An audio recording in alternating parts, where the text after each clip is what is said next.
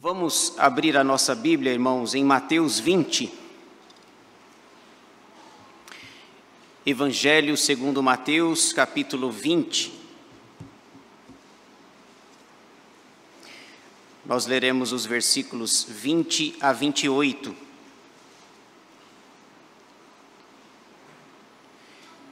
Mateus, capítulo 20, versículos 20 a 28. Lido o texto, eu peço que os irmãos mantenham a sua Bíblia aberta para a exposição dessa passagem da palavra de Deus. Diz assim a palavra do Senhor: Então, se chegou a ele a mulher de Zebedeu com seus filhos, e adorando-o, pediu-lhe um favor. Perguntou-lhe ele: Que queres? Ela respondeu: Manda que no teu reino estes meus 2 filhos se assentem, um à tua direita e o outro à tua esquerda. Mas Jesus respondeu: Não sabeis o que pedis.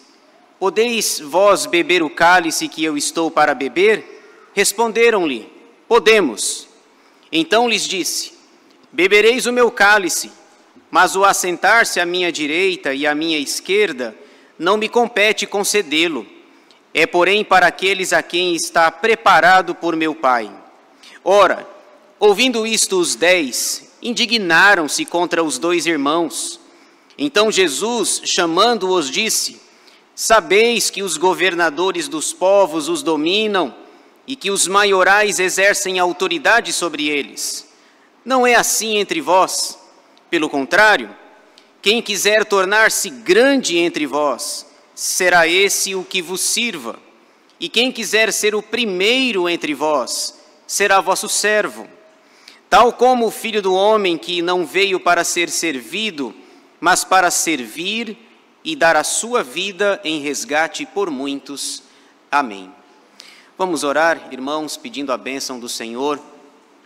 Senhor nosso Deus e nosso Pai, nós queremos te agradecer por este dia que é teu, domingo, dia do Senhor, dia de estarmos na tua casa, louvando, adorando e bendizendo ao teu nome. Obrigado por esse culto, obrigado pelas orações que já fizemos, pelos cânticos, pelas leituras bíblicas, pela entrega dos dízimos e ofertas. E nesse instante, Senhor, em que estamos com a tua palavra aberta, pedimos a tua graça, a tua instrução, direção, orientação, iluminação vinda do alto, para que possamos compreender a tua palavra, entendê-la e praticá-la. Fala, Senhor, ao nosso coração. Nós queremos aprender de ti, da tua palavra, que é tão rica e preciosa para cada um de nós. Que o nosso coração e a nossa mente se aquietem para ouvir o Senhor, a tua voz, por meio da tua palavra. Oramos agradecidos em nome de Jesus. Amém. A grandeza do discípulo de Jesus. Esse é o tema que eu gostaria de tratar com os irmãos nessa noite. A grandeza do discípulo de Jesus. Irmãos, quando nós lemos os evangelhos, Mateus, Marcos, Lucas e João, nós percebemos que inicialmente Jesus chamou os seus discípulos, 12 discípulos, homens comuns, homens cheios de defeitos, cheios de manias, que ao longo da caminhada com Jesus foram trabalhados, lapidados, para serem usados na obra e na causa do Senhor. O processo do discipulado ensinado por Jesus tinha basicamente 3 etapas. É como se Jesus pegasse os 12 discípulos e ensinasse esse discipulado em três fases. Na primeira fase, é como se Jesus dissesse: eu faço e vocês veem. Na segunda fase do discipulado, é como se ele dissesse: nós fazemos juntos. E na terceira fase, Jesus é como se dissesse: vocês fazem e eu vejo. As 3 fases do discipulado: eu faço e vocês veem, vocês observam como é. Na segunda fase, nós fazemos juntos. E na terceira fase, vocês fazem e eu vejo. Por que vocês fazem e eu vejo? Porque ele já retornou aos céus. Atos 1 mostra a sua subida, a sua ascensão aos céus. Portanto, ele deixa os discípulos para falar da palavra de Deus, levar o evangelho até aos confins da terra. Nesse discipulado, ele vai ensinando princípios, valores que precisavam estar muito bem inculcados na sua cabeça. E nesse texto que está diante de nós, Mateus 20, de 20 a 28, a lição que ele vai ensinar é: como é que vocês podem ser grandes? Como alcançar a grandeza? E inicialmente a gente sempre se impressiona com os ensinos de Jesus, porque para ele o que para nós é bom, para ele é ruim. E Jesus vai mostrar aqui de forma muito clara como é que você, como discípulo de Jesus, pode ser grande. Por isso, olhando para esse texto, eu gostaria então de tratar sobre essa temática, a grandeza do discípulo de Jesus. O texto que lemos nos mostra o ensino de Cristo sobre essa grandeza. Jesus estava no final do seu ministério. Aqui em Mateus, no capítulo 20, ele já estava nos últimos dias. Mateus vem contando, narrando o seu ministério. E Jesus, no final do seu ministério, fez uma declaração que, creio eu, deve ter assustado muito os discípulos. A declaração de Jesus, e ele deixa para falar isso mais para frente no seu ministério, a sua declaração é: eu vou morrer e vou ressuscitar. Ele estava treinando os discípulos, caminhando com eles, e no final do ministério ele faz essa revelação. Na hora certa, no tempo certo, no momento apropriado, ele diz: é necessário que eu morra e que eu ressuscite. Parece-nos claramente que os discípulos não entenderam o que Jesus havia ensinado. Jesus disse 3 vezes para eles que iria para a cruz. 3 vezes, se eles não conseguiram entender. Eu queria mostrar para vocês rapidinho essas 3 vezes aí. Volte aí algumas páginas da sua Bíblia. Mateus 16, você encontra a primeira vez. Mateus 16, de 21 a 23, diz assim: desde esse tempo, começou Jesus Cristo a mostrar a seus discípulos que lhe era necessário seguir para Jerusalém e sofrer muitas coisas dos anciãos, dos principais sacerdotes e dos escribas, ser morto e ressuscitado no 3º dia. E Pedro, chamando-o à parte, começou a reprová-lo, dizendo: tem compaixão de ti, Senhor, isso de modo algum te acontecerá.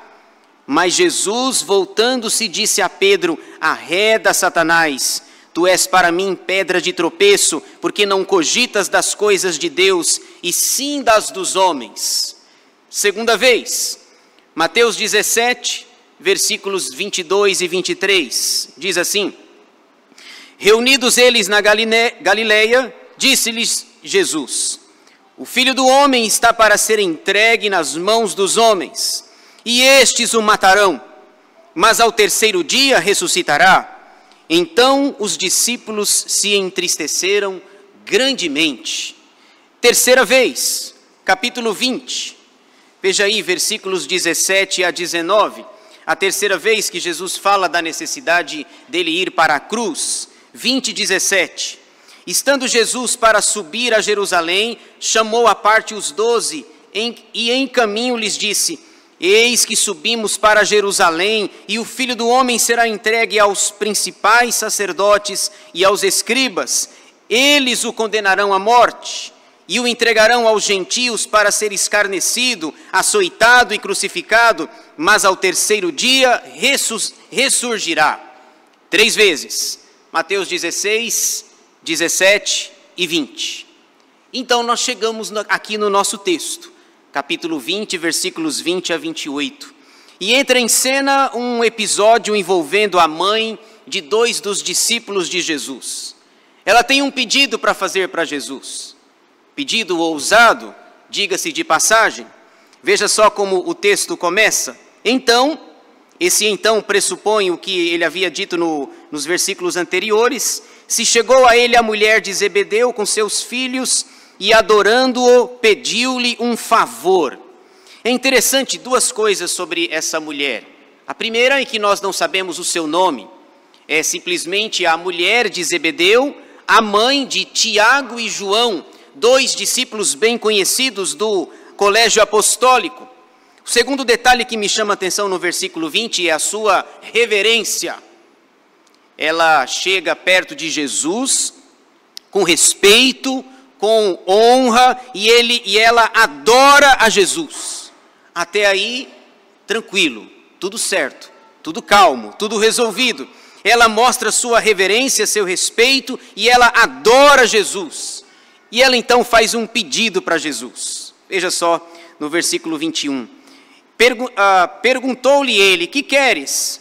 Ela respondeu: manda que no teu reino estes meus 2 filhos se assentem, um à tua direita e o outro à tua esquerda. Meus irmãos, que pedido ousado fez essa mulher. Toda vez que eu leio esse texto eu fico impressionado. É claro que quem é pai ou é mãe, quando nós nos tornamos pais, nós queremos o melhor para os nossos filhos. Mas essa mulher deu uma grande exagerada, uma mega exagerada. Porque veja, deixa eu fazer uma conta com você rapidinho. Hoje no mundo nós temos mais de 8 bilhões, 8,2 bilhões de habitantes vivos, fora os que já morreram de todos os tempos para trás e fora os que ainda vão nascer para frente. Vamos contar só os 8,2 bilhões de moradores vivos na terra. A mulher dos Zebedeus diz: deixa os meus meninos, são bons meninos. E aí o Senhor coloca, o meu pedido é o seguinte: coloca um à esquerda e à direita. A posição eu deixo o Senhor resolver e decidir. Que pedido ousado! Os pais sempre querem o melhor para os seus filhos. O problema grave aqui é que o pedido dessa mulher contrariava o ensino de Jesus. Totalmente. Parece que ela não entendeu nada do que Jesus havia dito. Jesus já vinha repetidas vezes dizendo, pelo menos 3 vezes, Mateus 16, 17, 20, dizendo: o meu caminho é a cruz, a minha agenda é a cruz. Os fariseus, os escribas, os religiosos vão me perseguir. O que você quer? Um lugarzinho. Põe aí o João na esquerda e o Tiago na direita. Que pedido ousado dessa mulher.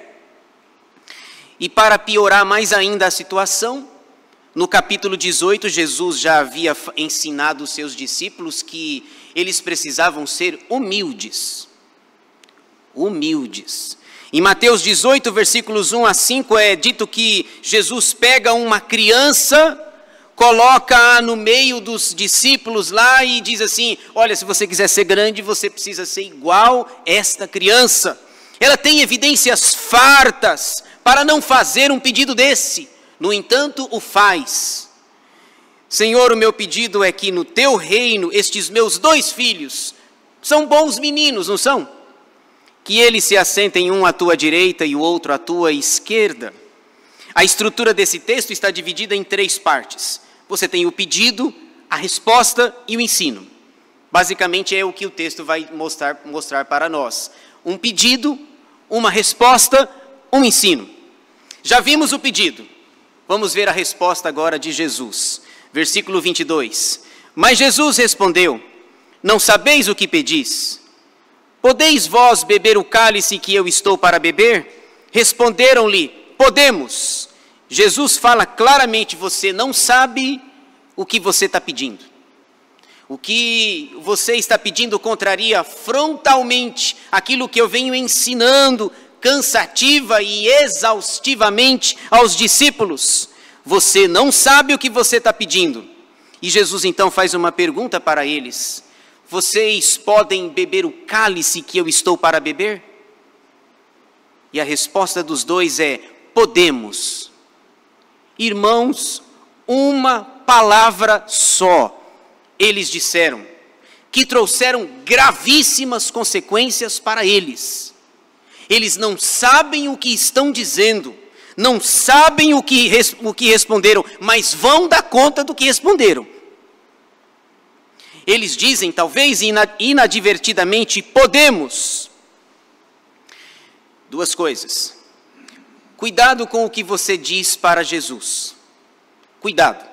Dois cuidados importantes. Primeiro cuidado importante é porque ele ouve. Primeiro cuidado quando você pede algo para Jesus é que ele ouve. Seja bom ou seja ruim, ele ouve. O segundo cuidado que você deve tomar é o que você fala, você vai prestar contas. Jesus não vai esquecer do que a gente fala. Palavras boas ou palavras ruins. Eles disseram, podemos, só uma palavra.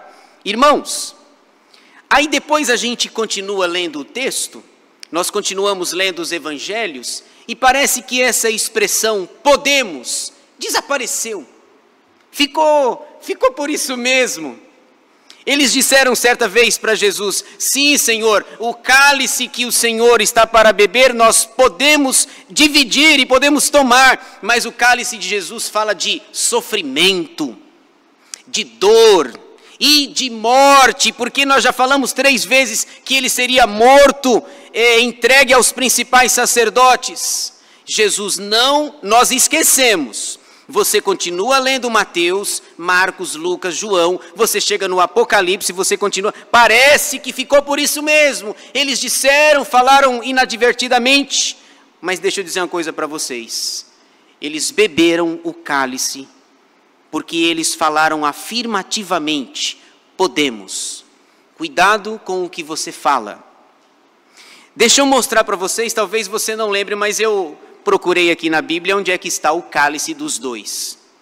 Eles disseram, podemos. E veja só, antes de mostrar o cálice, Jesus prevê eles bebendo o cálice, no versículo 23. Então lhes disse, bebereis o meu cálice, é uma afirmação, bebereis o meu cálice, mas o assentar-se à minha direita e à minha esquerda não me compete concedê-lo, é porém para aqueles a quem está preparado por meu Pai. Então Jesus diz assim, tá bom, vocês disseram podemos, então a minha afirmação é, então vocês, já que disseram que podem, então vocês vão beber. Vamos ver o cálice de cada um deles. Atos 12, versículos 1 e 2, Tiago bebe o seu cálice. Atos 12, versículos 1 e 2, você pode acompanhar, eu vou fazer a leitura. Atos 12, versículos 1 e 2, o cálice de Tiago. Por aquele tempo, mandou o rei Herodes prender alguns da igreja para os maltratar, fazendo passar a fio de espada a Tiago, irmão de João. Tiago disse, podemos, mestre? Podemos, ponto. Então tá bom. Você disse, você aguenta o que você disse.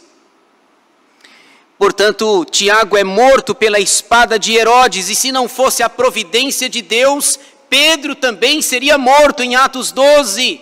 É preciso de uma intervenção divina, um anjo levantar Pedro. Aliás, me impressiona, Pedro sabe que vai morrer na manhã seguinte e estava dormindo. Gente, a última coisa que eu ia fazer, sabendo que eu vou morrer amanhã, é dormir. Eu vou dormir nada. Eu vou tentar fazer com que o Senhor abençoe esses soldados aí, para que eles durmam e eu saia daqui correndo. O Pedro estava dormindo quando o anjo chegou. Agora vamos ao cálice de João. Quando eles disseram, podemos, então você disse e você sustenta. Cálice de João, Apocalipse 1:9. Eu, João, irmão vosso, Apocalipse 1:9. Eu, João, irmão vosso e companheiro na tribulação, no reino e na perseverança em Jesus, achei-me na ilha chamada Pátimos, por causa da palavra de Deus e do testemunho de Jesus. João também já era velhinho, idoso, ele é deportado, exilado, banido para a ilha chamada Pátimos, pelo imperador Domiciano, que governou de 81 a 96 depois de Cristo. Um velhinho, um idoso que vai para a ilha de Pátimos, ele também bebe o cálice. Porque um dia eles disseram, podemos, então tá bom. Se você pode, então você aguenta. Versículo 24. A ira dos discípulos. Ora, Mateus 20, 24. Ora, ouvindo isto, os 10 indignaram-se contra os 2 irmãos. Interessante essa expressão. O texto diz que eles ficaram indignados. Que é isso? Ô, dona Zebedeia. Não, estou brincando. Ô, mulher do Zebedeu aí, o que é isso? Que pedido é esse que vocês... Parece que eles foram piedosos aqui, mas não foram piedosos não. Não há piedade na indignação deles. Que é isso? Pedir para Jesus que um fique na esquerda e o outro fique na direita. Eles estão indignados, sabe por quê? Porque a mãe deles pediu primeiro. Era o desejo do coração deles. Eles queriam a mesma coisa e uma mulher passou na frente, pedindo que Jesus os colocasse na esquerda e na direita. Essa indignação não é piedosa, é falsa, é fingida. Tem um autor, um pastor batista chamado Genes Wilkes, ele comentando essa suposta indignação dos discípulos. Genes Wilkes, no seu livro Liderança, escreve o seguinte: creio que parte da ira deles deve-se ao fato de que os outros teriam feito o mesmo pedido se a mãe não se antecipasse. Se tivessem oportunidade, fariam o mesmo.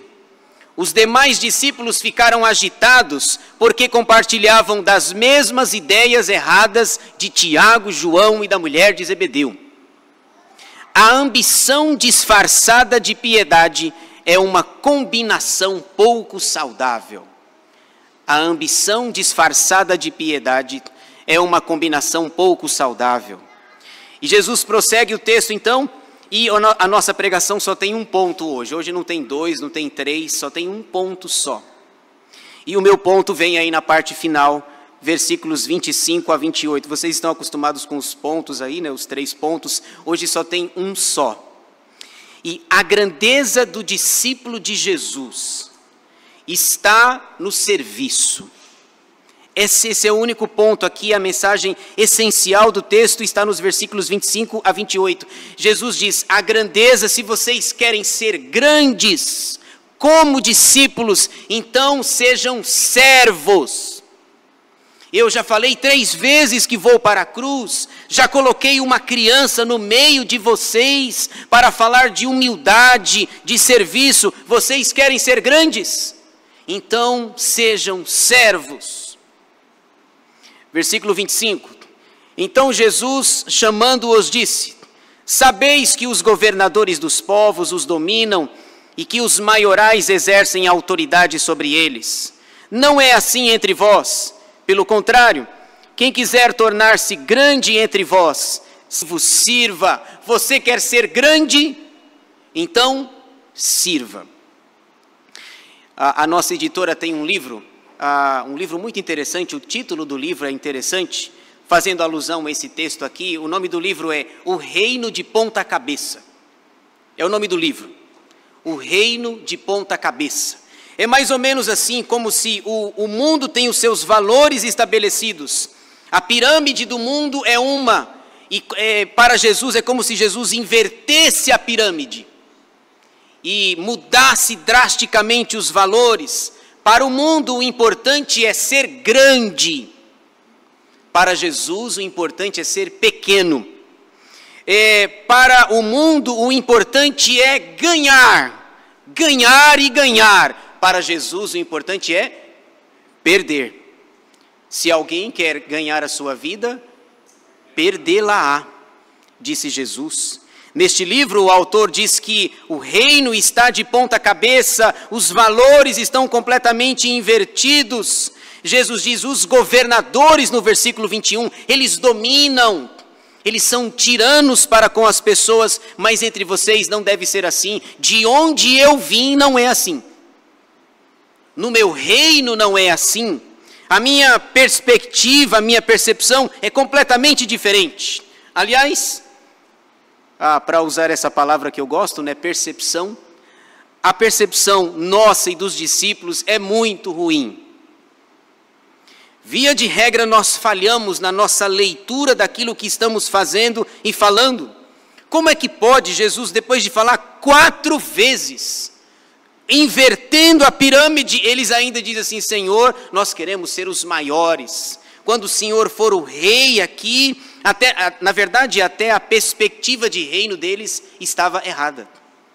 Lá em Atos 1, eles perguntam, quando Jesus já ressuscitou: Senhor, será este o tempo em que o Senhor vai restaurar o reino a Israel? E Jesus diz: não vos compete conhecer tempos ou épocas que o Pai reservou para a sua exclusiva autoridade. A nossa percepção é ruim. E Jesus então vai corrigindo essa percepção. Jesus diz no versículo 26, se você quer ser grande, seja esse o que vos sirva. E quem quiser ser o primeiro entre vós, será vosso servo. Irmãos, normalmente nós não queremos ser assim. Nós não queremos ser servos. Não queremos a retaguarda, a vanguarda, estarmos num lugar onde não somos vistos, notados, percebidos. Nós queremos, são as luzes da ribalta.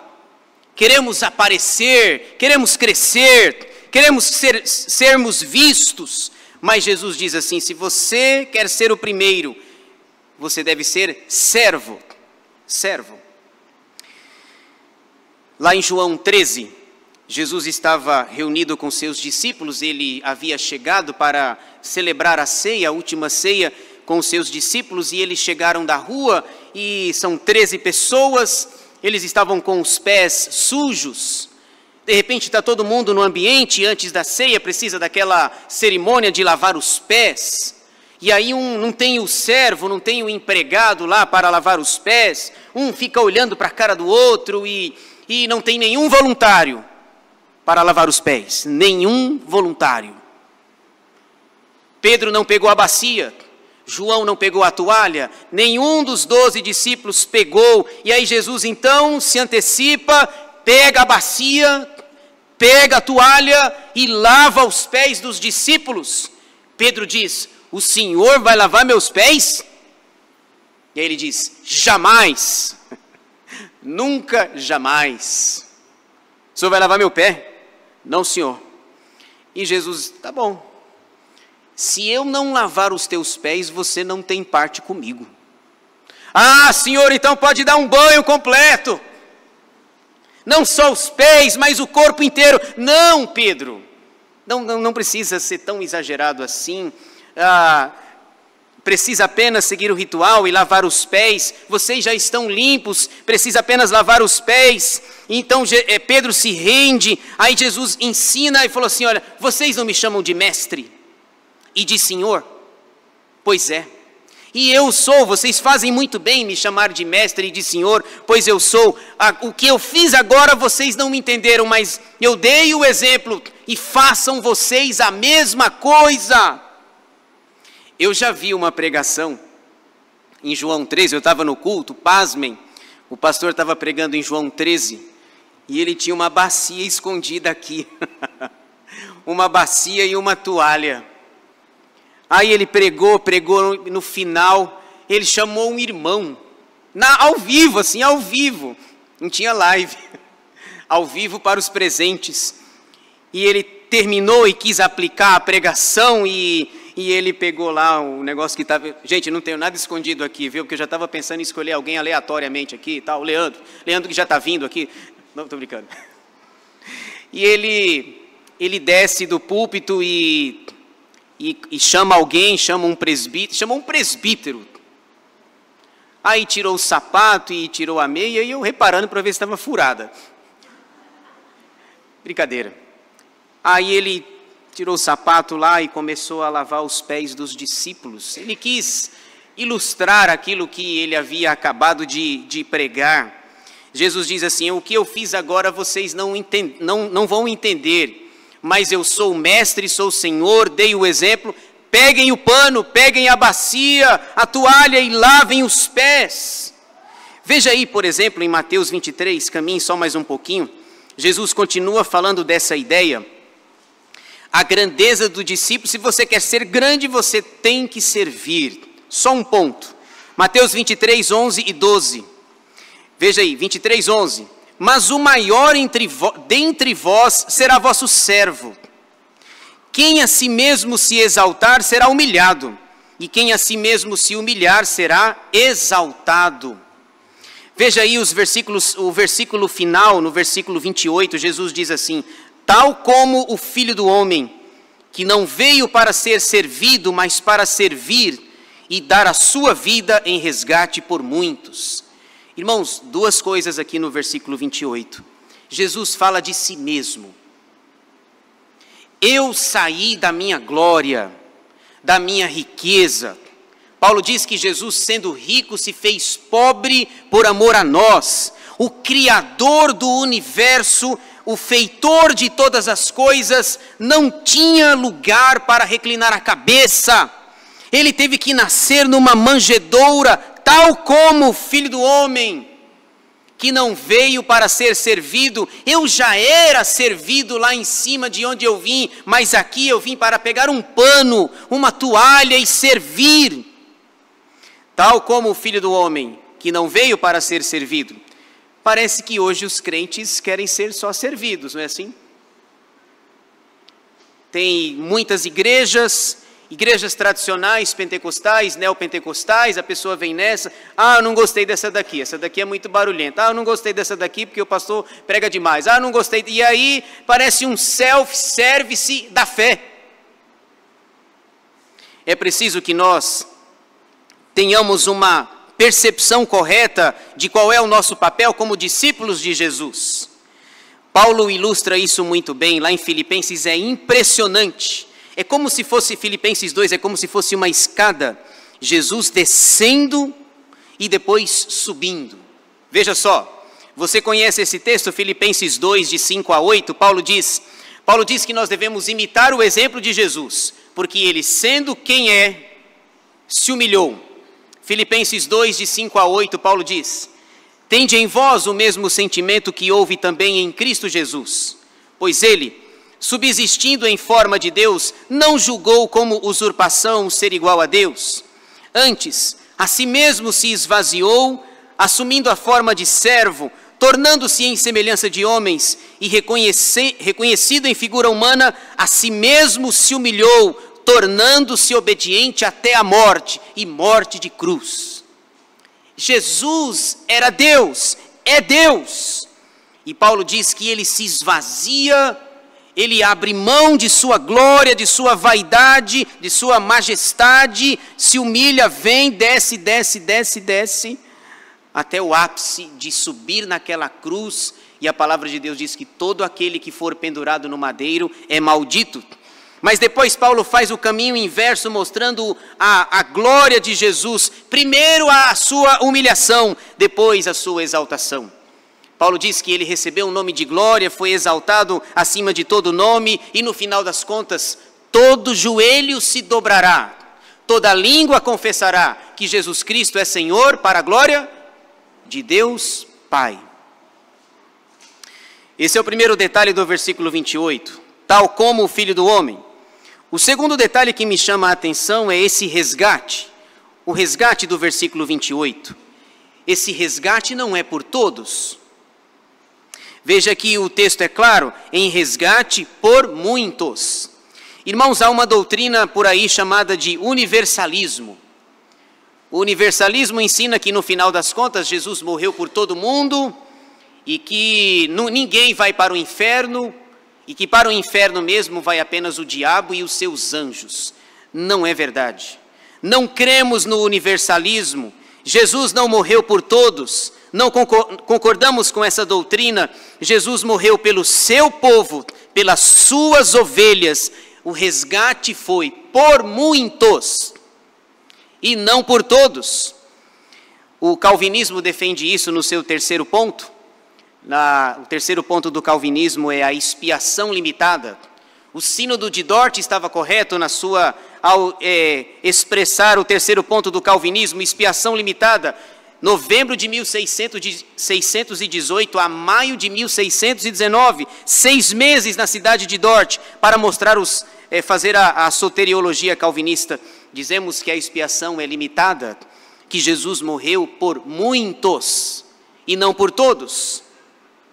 A lição para nós é que nós também somos discípulos de Jesus, somos seus seguidores, andamos com Ele. E a pergunta que eu queria deixar para você nessa noite é a seguinte: o que nós estamos buscando enquanto discípulos de Jesus? Será que lá no fundo também haveria a pergunta da mãe de Zebedeu? Será que lá no fundo nós perguntaríamos ou pediríamos algo para Jesus semelhante? Senhor, no teu reino, deixa ficar na tua direita, deixa eu ficar do teu lado esquerdo. O que você pediria para Jesus?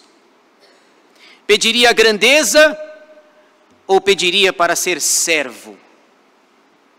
Eu tenho a impressão que nós pediríamos grandeza, ser grande, conhecido, afamado. Mas Jesus está preocupado e interessado com pessoas que servem, pessoas que estão dispostas a pegar a toalha, a pegar a bacia e servir. O que estamos buscando? Cargos, posições, destaque, notoriedade. Jesus nos ensina: se você quer ser grande, sirva.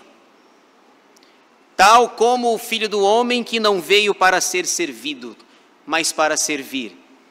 Irmãos, no final das contas, todos nós somos servos.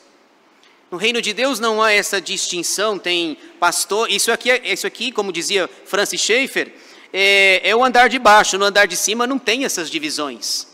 Pastores, presbíteros, diáconos, bispos, apóstolos, paipóstolos e assim por diante, não tem essas coisas.